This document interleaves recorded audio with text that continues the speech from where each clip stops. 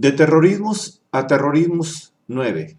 Maestros del terror, engaño, imperialismo terrorista en la atroz prisión. Parte 5. Esta es una obra del maestro Héctor Alejandro Mora Gallardo. Los grandes duques.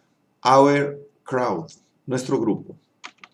En definitiva, para el judío trasterrado de Europa, el judío huyente, los Estados Unidos de América son la auténtica tierra de su emancipación entre cristianos, libertad y negocios, prominentes en la construcción de la gran nación, compuesta de múltiples estados, inmenso territorio de promisión que los anglocolonos conquistan y los judíos capitalizan. Combinación letal de pragmatismos, empuje nórdico de dominancia física combinada con la astucia judaica empleada en los negocios. Buen simiente para que el imperio llegase a ser la maquinal monstruosidad que corona el capital.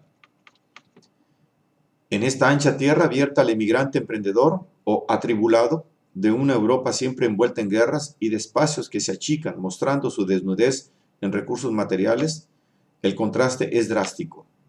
El anglocolono que arriba desde el siglo XVI tiene en mente una noción distinta de coloniaje, en razón de la cual su sociedad muestra una orientación pragmática al desarrollo material por sobre todas las cosas. Su menor sujeción a la corona británica por desapego religioso y político los mantendrá a una distancia mayor de la habida en el Atlántico Norte, que se achica y es en linealidad geográfica menor que las rutas de España y Portugal a sus Indias occidentales. En el norte no hay Indias, hay colonias, con una fuerte inspiración separatista desde un principio. La propia evolución capitalista que en Inglaterra se está efectuando impregna la esencia de los pioneros, marcando el desapego de quienes visan por un horizonte diferente en la medida en que pueda ser independiente de las viejas monarquías y así cerradas y censoras de las que vienen huyendo. El mundo nuevo trasladado al nuevo mundo. En tal ámbito transformativo, la aparición del judío paria europeo se hará notar, puesto que la apertura de este mundo nuevo sin inquisición de corte religiosa es el primer requisito para su emancipación, la que va ligada a la obtención plena de ciudadanía como individuos. Tierra de promisión en la que se forman y se trasladan emporios capitalistas de raigambre judaica, partiendo casi todos ellos de un modesto comercio que se acrecienta de igual manera a cómo se desarrollan los estados, componentes de la Unión.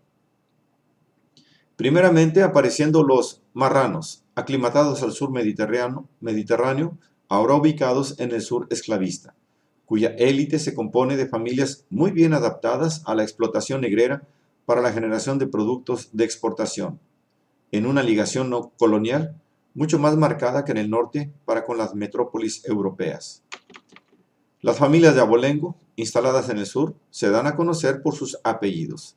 Los Seixas, los Lazarus, los Nathan, los Cardoso, los Benjamin, enriquecidos como terratenientes esclavistas a la manera antigua. Más de 3/4 de las familias judías de Charleston, Richmond y Savannah emplean esclavos. Evidentemente jugando el juego antiguo, no son los adelantados modernos, tradición sefardí y marranos portugueses propios de la primera forma de coloniaje. La nueva ola aparece hasta principios del siglo XIX, a la manera de emigrados individuales sin capital alguno, abocados para pronto al comercio, que puede ser minoritario, pero increciendo, participando en la transformación urbana de la sociedad pionera campirana, así como en la expansión que lleva al Far West, montada sobre rieles, con la monstruosa máquina que espantó a los nativos. Un ambiente que tiende hacia la aparición de una vigorosa industria en el noreste, requiriendo de un auténtico impulso financiero. La fórmula no es ningún secreto. Comprar barato, vender caro. Fiar al cliente, sacar más dinero con pagos diferidos, endeudar. Así se va haciendo más dinero con el dinero. Y si se tiene un éxito que supere los lindes de negocios particulares, se llega al nivel supremo, de intercambios al mayoreo y préstamos con intereses reglamentados por la legislación, alcanzar el nivel monetario institucional, o como las legislaciones de los estados modernos las establecen en favor del capital dinero y a interés. El sueño dorado de la dinastía de los adoradores del templo. Nueva oleada que en la década de los 40 ya se hace notar con el sello propio del capital comercial deviniendo en bancario a través de lucrativos negocios que dejan considerables cuán acrecentables ganancias conforme la expansión prosigue en términos cuantitativos transmutados cualitativamente con la producción industrial. Presencia de avispados mercaderes que fueron colocándose de manera favorable, oteando los mejores negocios en cuanto a ser los más redituables, oteándose que Europa en todos sentidos estaba por quedar atrás. Más de una decena de apellidos que resonarán en el futuro aparecen en la década de los 40, haciendo su primer caudal. Goldman, Guggenheim, Kuhn, Lazard, Lehman, Levinson, Loeb, Macy, Schiff, Sears, Seligman, Strauss, Bernheim.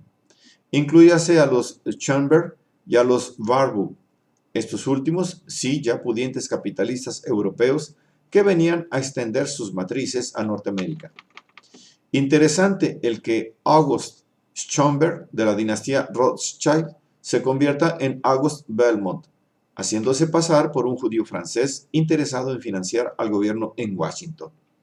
Cambio de apellido que le abre las puertas de las sinagogas neoyorquinas de linaje sefardí, dado su rechazo para con los askenazis advenedizos. De una y 100 maneras son capaces de hacer dinero, de Nueva York a San Francisco, en el norte como en el sur.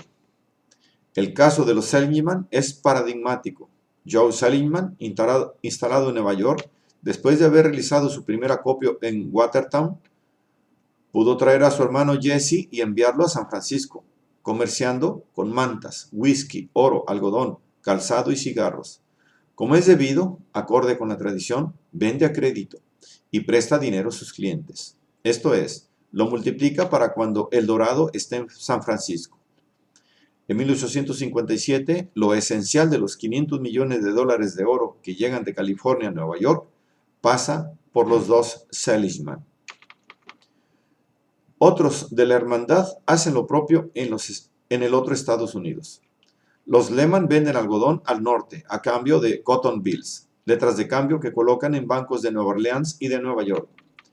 La crisis de 1857 por el endeudamiento de las pujantes compañías ferroviarias, implicando la cesación de pagos de una cincuentena de bancos, viene a ser buen momento para que los Rothschild, por intermedio de su representante Belmont, tomen el control de 2 bancos de Cincinnati tras de prestarles 10 millones de dólares.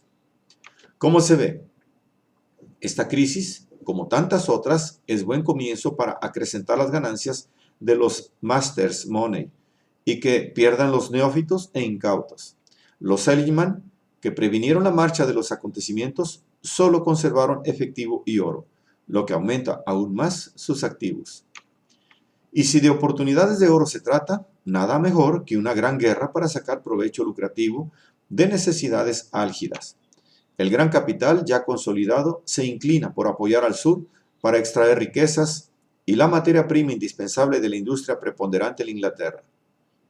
Si los del norte encuentran dificultades para obtener el imperioso financiamiento de la guerra, el gobierno confederado, por el contrario, fácilmente puede colocar sus bonos, prendados con el algodón de Emanuel Lehman. Con otros va a vender a Inglaterra. Por lo demás, dicen los rumores que sus fardos de algodón solo sirven de camuflaje para la exportación de oro, plata y objetos preciosos. En tal situación-relación, se produce la primera denuncia antijudaica cuando, hacia 1862, el general de la Unión, Grant, expulsa a los judíos de Kentucky, Tennessee y Mississippi, debido a que en ellos opera un mercado negro de algodón, y el rumor acusa a los judíos de ser los responsables, no habiendo pruebas. El presidente Lincoln no da muestras de querer ahondar en la acusación, ordena proceder a su anulación inmediata. Los empréstitos al norte originalmente se ofrecen a altas tasas de interés, denotándose la intención de causar un adeudo que permita comprometer a futuro el manejo monetario de Washington. ¿No creían los Rothschild que fuese a ganar el norte? Qué mal pronóstico para quienes tenían un servicio de información de primera, rápido y a fondo. La apuesta era por hacerse del control bancario del país entero, y este estaba en la correlación Washington, Boston, Filadelfia y el cada vez más relevante nuevo puerto de York. Las potencias europeas tenían buena disposición para con los secesionistas confederados, pues evidentemente a ellos les convenía unos estados no unidos, sino divididos, y más con un sur esclavista al que pudieran controlar en una relación típica norte-sur a la manera metrópolis-colonia. Obvio, una casa como la de los Seligman, de capital propiamente estadounidense, no tiene empacho de ofrecer su crédito al gobierno de Lincoln, para cuando los resquemores con los pagos tomados del tesoro se generalizan en los medios financieros de Europa. Operando originalmente como proveedores del ejército de la Unión, esta naciente casa mercantil en ruta a ser bancaria se ubica en inmejorable posición para convertirse en los prestamistas del previsible bando vencedor. Solo los Rothschild podían equivocarse en ello. Los Seligman no dudan de aceptarlos e ir a negociarlos a los principales bancos del viejo mundo, obteniendo las debidas ganancias, aunque a diferencia de su congénere Emanuel Lehman, que hace lo mismo por el sur, encontrando mejor disposición a que le recibieran los bonos confederados. Seligman haya mayores exigencias que se ven traducidas en el incremento porcentual de la tasa de interés, al 7.3%. En 1863, Washington se dirige a él nuevamente, esta vez para colocar en forma directa un empréstito del Tesoro, sin hablar más de pedidos de uniformes. Son bonos que Belmont se negó a colocar el año anterior. Abriendo brecha a favor de la mejor cotización de los bonos del Septentrion, conforme la guerra tomaba el cauce previsible. En 2 años, Seligman habrá colocado en Europa cerca de $500 millones de bonos del Tesoro, desempeñando así un papel protagónico en el financiamiento del Ejército del Norte, condición de su victoria. Buen ejemplo del ascenso de proveedor a financistas y buena apuesta ganada a los Rothschild, ganando la preeminencia financiera con el gobierno de la Unión. Algunas horas después de la rendición del general Lee en Appomattox, que marca en 1865 el fin de la guerra de secesión, Joe Seligman funda oficialmente su banco, J.W. Seligman Company. A ejemplo de los Rothschild, instala a sus 3 hermanos en Europa. Si bien se trata de la contrapartida, aquí va la nueva oleada hegemónica de Norteamérica a Europa. J. y W. Seligman Company siguen siendo los banqueros del Tesoro de los Estados Unidos al que financiaron durante la guerra. En lo que se presenta como el salto a la supremacía industrial financiera detonado hacia el fin de la guerra, expansión consolidada y explosión industrial convirtiendo a los Estados Unidos en la potencia en cierne en ruta de superar a las obsolescentes monarquías europeas y sus naciones mínimas ante el tamaño del coloso del nuevo septentrión, trasladando hacia América la hegemonía atlántica. Las reacciones antijudaicas no dejan de presentarse como en Europa, acusándoles de hacer trampa con los negocios más remunerativos. Hacia 1866, 7 compañías de seguros neoyorquinas pretenden no hacer más negocios con sus símiles judaicas. Sí como no, para pronto desisten ante la amplitud del boicot que padecen en consecuencia. 1866, y ya se hace patente quién domina el mercado concerniente a los oficios monetarios en la urbe de hierro, que por esos mismos años se convierte en la capital de los negocios de los Estados Unidos, superando a Boston y a Filadelfia.